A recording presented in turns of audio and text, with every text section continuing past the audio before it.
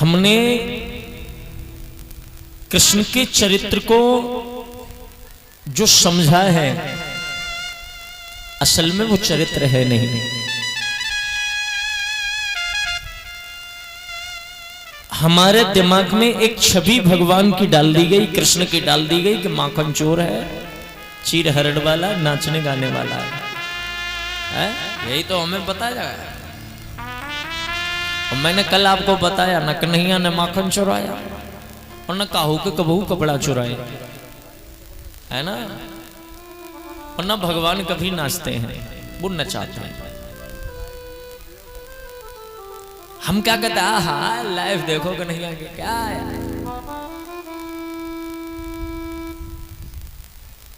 Jail में जन्म हुआ क्या लाइफ है बताओ भाई, कोई लाइफ है? जेल में जन्म लेना। जो माँ बाप जन्म दे रहे हैं वो पाल नहीं रहे, है दुख के नहीं है? क्या कृष्ण तड़फते नहीं है माँ के लिए? क्या माँ नहीं तड़फती है कन्हैया के लिए? पर मिल नहीं सकते, मजबूरी रही। पाला किसने? जसोदा ने। हारे साहब, जसोदा तेरो भाग्य कहो नहीं जाए। उस माँ ने पाला और ये 1% भी कसक नहीं होने दी कि ये मेरी माँ नहीं है। गोकुल में आए और परिस्थिति देखिए, भगवान ने गोकुल को छोड़ करके मथुरा को बसाया।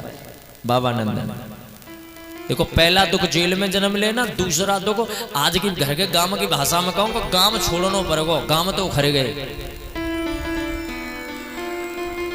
हैं। दुख है कि नहीं है? किसके कारण? कंस के कारण। गोकुल छोड़ के वृंदावन बसा लिया और अब मथुरा आ गए। कल सुने आप, मथुरा आ गए। जिस माँ बाप ने प्यार से पाला, बड़ा किया, हित हो गया उनसे, गोपी ग्वाल वालों से घुल मिल गए, अब उन्हें भी छोड़ना पड़ा। एक भी सुख है? भागवत जी में स्पष्ट वर्णन है, जब से कृष्ण ने वृंदावन छोड़ करके मथुरा में आए हैं, गुरु सांदीपन जी के यहां पर विद्या को ग्रहण करके लौटे हैं, तब से कृष्ण बहुत गंभीर रहते हैं, बहुत गंभीर। कन्हैया में और कृष्ण में अंतर है। कन्हैया वो है जो चंचल है और कृष्ण वो है जो गंभीर बहुत है। और अब कृष्ण इतने गंभीर हैं, अकेले जाकर के अपने कमरे में लेट जाते हैं, कभी छत पे अकेले बैठते हैं, कभी किसी पेड़ के नीचे अकेले बैठते हैं और बैठ करके अकेले रोते बहुत हैं। कन्हैया रोते बहुत, जो कहते लोग आनंद लिए, कृष्ण अकेले में रोते हैं और अपने दिल की बात किसी से कहते नहीं है। ये तड़प है मेरे बांके बिहारी को। जिस दिन से वृंदावन को छोड़ दिया, माखन मिश्री को हाथ नहीं लगाया, क्योंकि देवकी से कहा, माँ जब जब ये सामने आएगा मुझे यशोदा माँ की याद आएगी।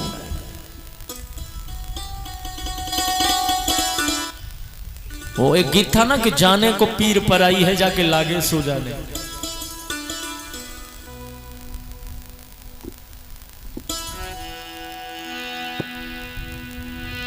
जो गुजारी न जा सकी हमसे, जो गुजारी न जा सकी हमसे, अरे हमने वो जिंदगी गुजारी है। कृष्ण अकेले में रहते हैं, उधो मोहि ब्रज विसरत नहीं। उधो ने यह कहा कि तुम्हारे बताओ इतना प्रेम है, आप तो भगवान जी हैं और परमात्मा तो माया से रहित है, मोह से रहित है, आप उनके लिए तड़प, ये तो ठीक बात नहीं है। सो कन्हैया ने पत्र दे दिया, लिख दिया, गोपियों के नाम लिखा, माँ के नाम लिखा और उद्धव से कहा मैं तेरे आगे हाथ जोड़ता हूँ उद्धव, तुम तो ज्ञानी हो ना, गोपियों को जाके समझा देना, गोपियां मुझे भूल जाए और मेरे बारे में जितनी बुराई कर रही है खूब कर लेना। उद्धव बोले यदुवंशियों का महामंत्री होने के नाते 10 मिनट से ज्यादा समय नहीं है और 10 मिनट में ऐसा ज्ञान दे दूंगा कि गोपियां तुम्हें सपने में भी याद नहीं कर। भगवान बोले बस यही कर, वो मेरे लिए याद ना कर। उद्धव आए, वही रथ है, भागवत जी में प्रमाण है उद्धव का 90% ज्ञान यशोदा के घर में आके खत्म हो गया। जब यशोदा ने अपनी बातें बताई और फिर उद्धव गोपियों के पास में पहुंचते हैं और यहां चर्चा होती है द्वैतर और द्वैत की। गोपियां के भाव से बोलेंगे मैं फिरूं श्याम तेरे नाम की जो बन के, मैं फिरूं श्याम तेरे नाम की जो बन के, हर घड़ी याद तेरी आए सौतन बन के, हर घड़ी याद तेरी आए सौतन बन के, हर घड़ी याद तेरी आए सौतन बन के।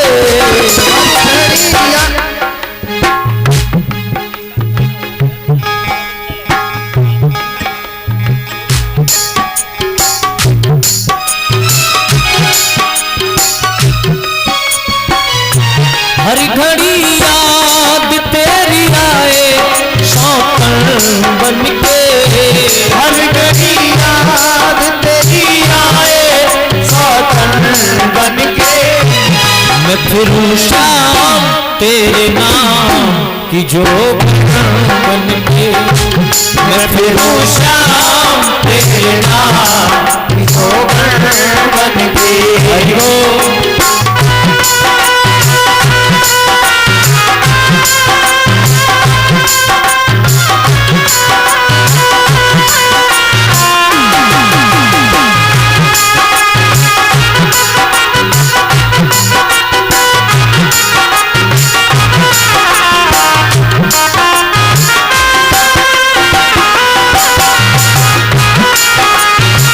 अरे ओ कन्हैया,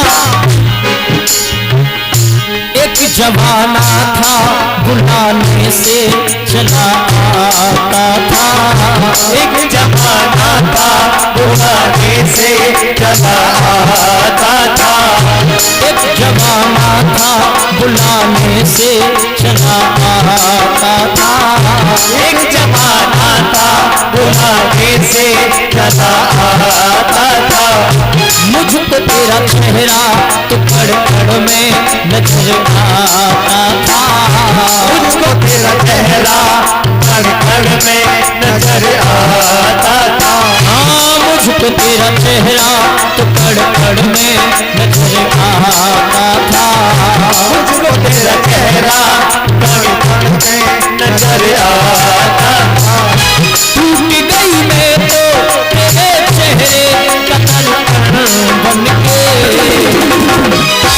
मैं फिरूं श्याम तेरे नाम की जो बन के, मैं फिरूं श्याम तेरे नाम की जो बन के, हर घड़ी याद तेरी आए सौतन बन के, हर घड़ी याद तेरी आए सौतन बन के, मैं फिरूं श्याम तेरे नाम की जो बन के, मैं फिरूं श्याम तेरे नाम की जो बन के।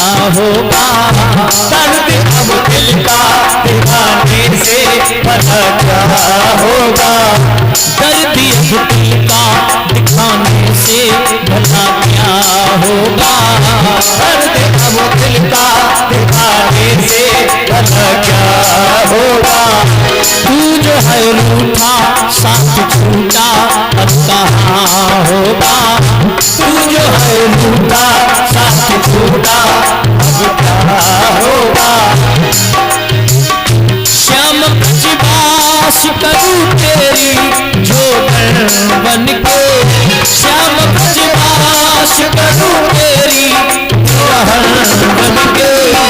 मैं फिरूं श्याम तेरे नाम की जोगन बन के। मैं फिरूं श्याम तेरे नाम की जोगन बन के। हर घड़ी याद तेरी आए सौतन बन के। हर घड़ी याद तेरी आए सौतन बन के। मैं फिरूं श्याम तेरे नाम की जोगन बन के। मैं फिरूं श्याम तेरे नाम की जोगन। जय जय श्री राधे। मैं फिरूं श्याम तेरे नाम की जोगन बन के। ऊधों पहुंचे। ऊधों में और गोपियों में चर्चा हुई द्वैत और अद्वैत की। और सुनो, आज के समाज में कुछ लोगों ने इस द्वैत अद्वैत को लेके समाज को दो भाग में बांट दिया है। मैंने कल भी कहा था, भागवत में ऐसा कोई प्रश्न नहीं जिसका जवाब नहीं है। आजकल भी चर्चा देखो, निराकार साकार की है, द्वैत अद्वैत निराकार साकार। तुम्हारे गांव में सत्संग में जाते हैं लोग? जाते हैं? हाँ। वहां क्या बताया जाता है? परमात्मा निराकार है। हाँ या ना? जवाब दो। ये बताया जाता है ना। और हम क्या कह रहे हैं? 7 दिन से परमात्मा साकार है। लेकिन देखो, एक है हमारे समाज में आर्य समाज वाले, एक है हमारे समाज में निराकार सत्संग वाले, और एक है हम। तो 3 जगह हो गया। और मेरे ऊपर भगवान की इतनी कृपा है कि आर्य समाज वाले भी बहुत अच्छे से सुनते हैं। बहुत ऐसे गांव जहां पे आर्य समाज वाले जो लोग, क्योंकि हम सब लोग आर्य हैं, इन लोगों ने बांट दिया है। असल में सभी तो हैं। और सत्संग वाले भी बहुत अच्छे से सुनते हैं। मैं आपको बता रहा हूं, जो आपको ये कहते हैं कि परमात्मा केवल निराकार है, वो थोड़ा सा गलत है। निराकार ही साकार है और साकार ही निराकार है। अब देखो कैसे है, सुनो। राम कथा में एक प्रसंग आता है। बाली राम जी से लड़ने के लिए जा रहा है और पत्नी समझा रही है। पत्नी ने कहा, तुम जिससे लड़ने के लिए जा रहे हो वो भगवान है। अब बाली क्या कह रहा है? पागल हो गई हो? वो तपस्वी क्या करेंगे मेरा? अरे तुम पागल हो, तुम जानती नहीं, 2 मिनट में मार दूंगा। अब बार बार पत्नी ने समझा, परंतु बाली लड़ने गया। और जब बाली सामने पहुंचा तब परमात्मा ने ललकारते हुए कहा, हे बाली, मूढ़ तोय अतिशय अभिमाना, नार सिखावन करस नकाना। भगवान ने कहा, हे बाली, तुझे बार बार तेरी पत्नी ने समझाया उनसे लड़ने मत जा, लेकिन फिर भी तू लड़ने के लिए आ गया है? बाली बोला, बाप रे बाप, ये तो वास्तव में ओरिजिनल भगवान है। क्योंकि मुझ में और मेरी पत्नी में क्या बात हो रही है इसे कैसे मालूम? अरे अगर ये साकार ही है, केवल तनधारी ही है, तो इसको कैसे मालूम मुझ में मेरी पत्नी में क्या बात हुई? बिन पग चलाई सुनाई बिन काना, बिन कर कर्म कराई विधि। तो एक रूप से ये यहाँ है और एक रूप से मेरे घर भी है। बोलो राधे राधे। तभी बाली ने फैसला कर लिया, वैसे तो मरता नहीं, अब तो मरना पड़ेगा, क्योंकि राघव के हाथों से मर जाऊंगा तो कल्याण हो जाएगा, क्योंकि साक्षात ईश्वर है। समझ गए ना? निराकार ही साकार है। दूसरा एक और बताऊं, किसी स्वामी जी ने कहा परमात्मा निराकार है। बोले कैसे है? स्वामी जी ने, पब्लिक बैठी होगी, घर की तुम इधर है। बोले ध्यान करो, सबने ध्यान किया, बोले किसका? बोले कुत्ते का। ध्यान किया, बोले क्या देखा? बोले कुत्ता।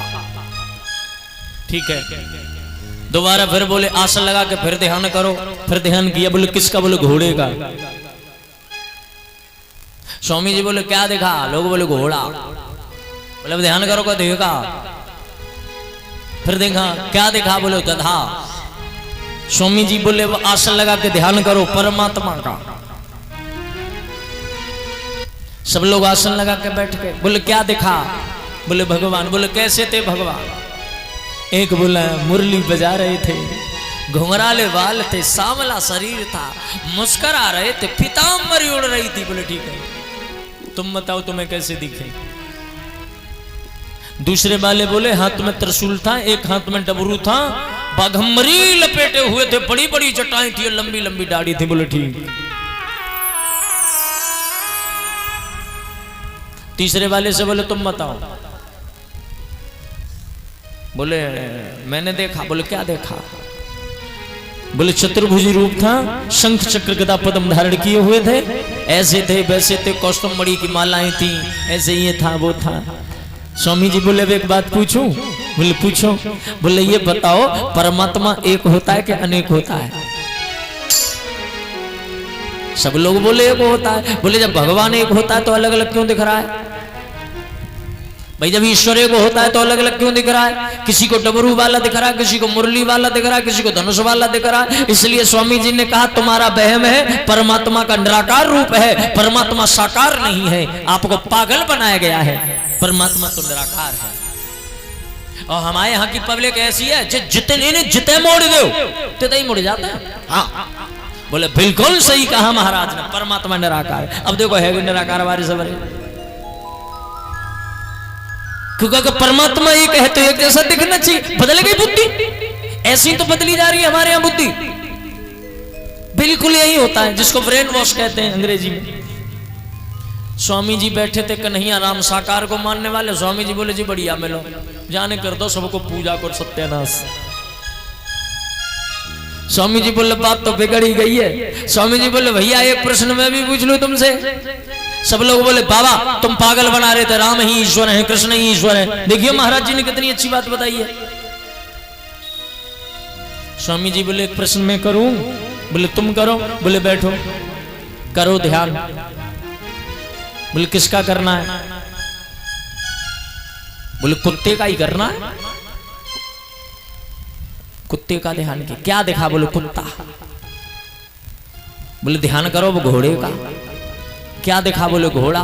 फिर ध्यान करवा जो उन्होंने कराया वैसे। स्वामी जी बोले अब ध्यान करो अपने अपने बाप का करो। तो सब लोग आसन लगा के बैठ गए, ध्यान किया। स्वामी जी बोले क्या देखा? बोले बाप झिंझन के जैसे मर गए। बाप देखा कैसे थे बाप? खेत की मेड़ पे बैठे, बड़ी बड़ी दाढ़ी है रही। अच्छा दूसरे वाले से पूछा तुम बताओ। बोले कुर्ता धोती पहन रखा था, बड़े बूढ़े तो थे जब खत्म हुए। तीसरे वाले तुम बताओ। बोले पैंट शर्ट डाल रखा था, ट्रैक्टर पे बैठे, ऐसे दिख रहे जैसे गए, बिल्कुल हूबहू ऐसे। स्वामी जी बोले अब ये बताओ बाप एक होता है कि बाप अनेक होते हैं? बताओ। बोले कैसी बात है, बाप तो एक ही होता है। बोले नहीं एक कहाँ होता है? बोले एक होता है बाबा, बाप तो एक ही होता है। बोले एक होता है तो अलग अलग क्यों दिख रहा है? किसी को पैंट शर्ट वाला दिख रहा है, किसी को कुर्ता धोती वाला दिख रहा है, काऊ को मेड़ पे बैठो, काऊ को ट्रैक्टर पे बैठो, अलग अलग क्यों दिख रहा है? अरे स्वामी जी ऐसे जैसे है वैसे तो दिखेंगे। स्वामी जी ने कहा वही है, वही निराकार अलग अलग रूप में, भिन्न भिन्न रूप में साकार बन के आता है और अपनी लीला को करता है, और लीला को करने के बाद में फिर अपने धाम को चला जाता है। और वो दिखता उसको वैसे ही है जो उसको जिस रूप में पूजता है। समझ गए ना? कन्हैया का ध्यान करके पूजोगे तो कृष्ण रूप में मिलेंगे, शिव का ध्यान करोगे तो शिव रूप में मिलेंगे। आप जिस रूप में चाहोगे वो उसी रूप में मिलेगा। बोलना पड़ेगा राधे राधे।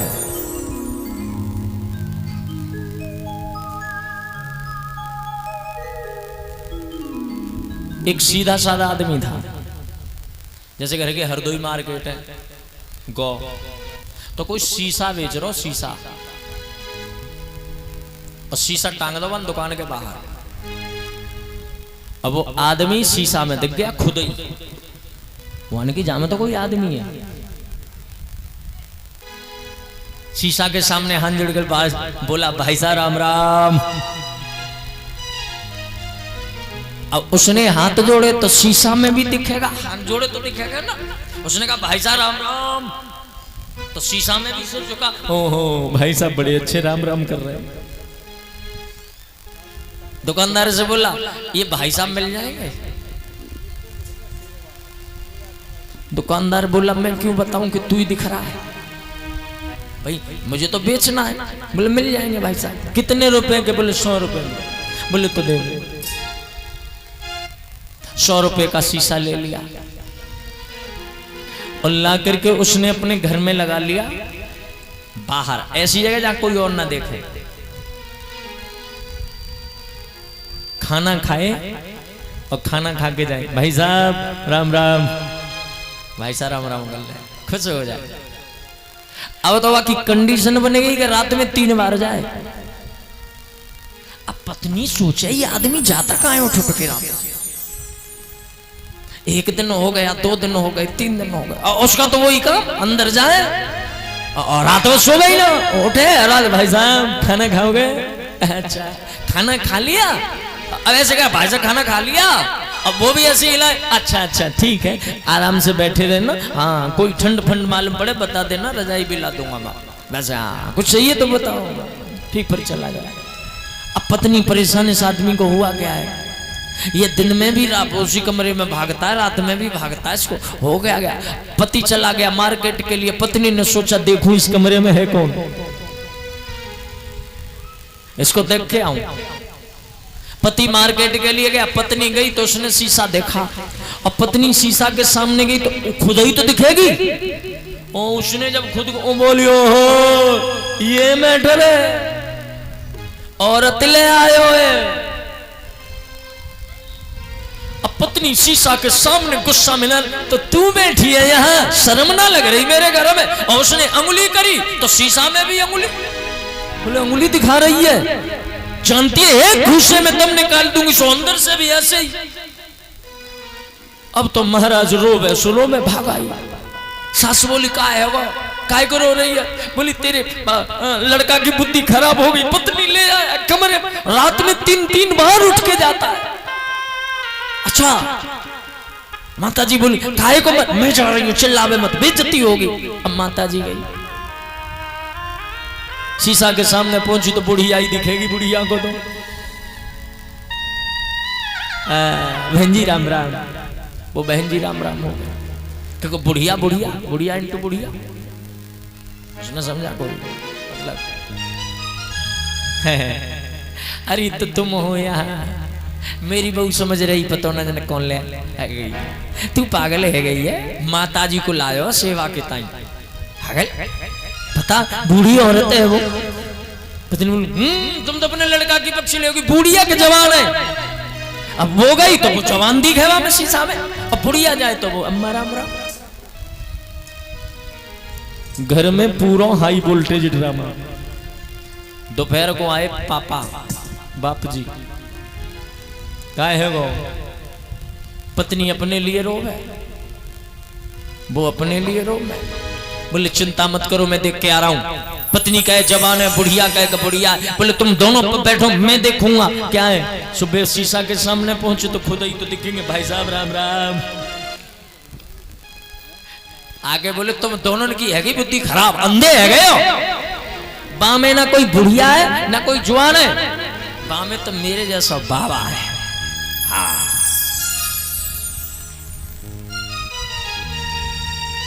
अब लड़का आया घर में, पत्नी उधर बैठी रो रही, माँ उधर बैठी, बाप इधर बैठा, कोई बोल रहा ही नहीं। बोले ये तो बोल रहे नहीं, भाई साहब को दिखाऊं ठीक ठाक है कि नहीं। नहीं भाई साहब राम राम। तीनों ही पहुंच गई अंदर। क्या है ये, क्या? अब महाराज जो शीशा के सामने जाए, लड़का कहे भाई साहब है, पत्नी कहे कि पत्नी है, अब माता जी कहे कि माता जी है, बूढ़े बाबा, अब सब लड़ रहे ये। तब एक स्वामी जी आए और स्वामी जी बोले लफड़ा क्या भाई? बोले प्रॉब्लम ये है महाराज। स्वामी जी ने शीशा लिया, शीशा मारा जमीन में, शीशा गया। स्वामी जी बोले अब देखो इसमें कौन है? वो कोई नहीं। समझ लेना, बड़ी सीधी सी बात है। हमें वही दिखता है जिसे हम देखना चाहते हैं। समझ गए ना? हमें वही नजर आएगा जो हम देखना चाहते हैं। बिल्कुल वही स्थिति है साकार और निराकार की। तो निराकार के नाम पर कोई ये कहे कि कृष्ण को छोड़ दो, राम को छोड़ दो, भगवान नहीं है, किसी की मत मानो। अपने विवेक से काम करना। सत्संग बहुत जरूरी है। मैंने कहा था ना, एक घड़ी आधी घड़ी, आधी में पुण्याद। सत्संग की आधी घड़ी मिल जाए तो कल्याण हो जाएगा, आधी में से आधी मिल जाए तो कल्याण हो जाएगा। लेकिन कोई अगर तुम्हें ये कहे कि राम को नहीं मानना है, गंगा जी को नहीं मानना है, इनको नहीं मानना, ये बात मत मानना। इन चीजों में ना, क्योंकि तुम उधर तो निराकार रूपी राम को पूज रहे हो, निराकार रूपी भगवान की स्तुति कर रहे हो, और इधर साकार रूपी भगवान का अपमान कर रहे हो, तो मंजिल मिलेगी नहीं। बोलो राधे राधे। यही तो सत्संग है, यही भागवत है। ऊधो कहते हैं ईश्वर निराकार है, और गोपियां कहती हैं वो साकार है। ऊधो कहते हैं उसका कोई आकार नहीं है, और गोपियां कहती हैं उसने हमारा हाथ पकड़ा है, वो हमारे सामने नाचा है, हमारे साथ रहा है, हमारे साथ यहाँ खेला है। देखो, और गोपियां हाथ पकड़ पकड़ के खींची, देखो यहाँ खेलता था, इस पेड़ पे चढ़ता था, ऐसे कर ऐसे। अब फिर अब ऊधों का ज्ञान, ऊधों ने कहा योग करो, तो योग करने बैठ गई। योग कैसे होगा? बोले आसन लगा के ध्यान करो। तो गोपियां आसन लगा के ध्यान में संलग्न हुई, और जैसे ही ध्यान किया तो ध्यान में कौन नजर आया? वही टेढ़ी टांग वाला बांसुरी बजा रहा है। गोपियों ने कहा रे ऊधो, हमें याद मत दिला, लड़काई को प्रेम कहो कलल कैसे छूटत, कहां कहां ब्रजनाथ चरित अंतर मत लूटत। हमें ये मत सिखाओ कि वो याद आए, हमें तो कुछ ऐसा बता दो कि हम उसे भूल जाएं। बताओ, हम चाहते हैं भगवान याद आए, और गोपियां कह रही हैं वो हम उन्हें भूल जाए। ये है प्रेम। Lack of sorrow, oceans of tears, valley of death, end of life. आजकल लोग बड़े सीना टो, हम बड़े प्रेमी हैं। तू बाहर को प्रेमी है? हाथ मिलाया, तुम्हारे लिए जान दे देंगे भाई साहब, आजमाना। और दूसरों मिल जाए, अरे आजमाना, जान दे देंगे। तीसरा मिल गया तो वहां जान दी जा रही है। बढ़िया है कि जानवरों ना मान नहीं, और जानवरों मान जा तो जान देवे ला करे हो गए।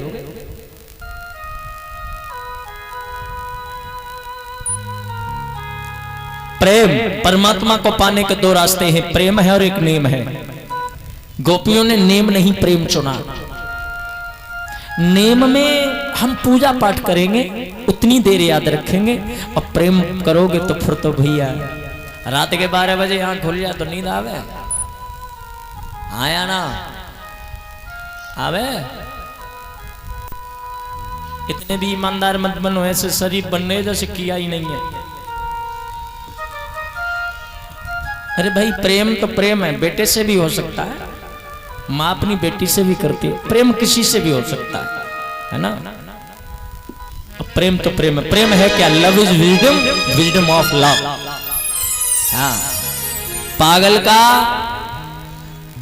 पागल की समझदारी है, और विद्वान का पागलपन है।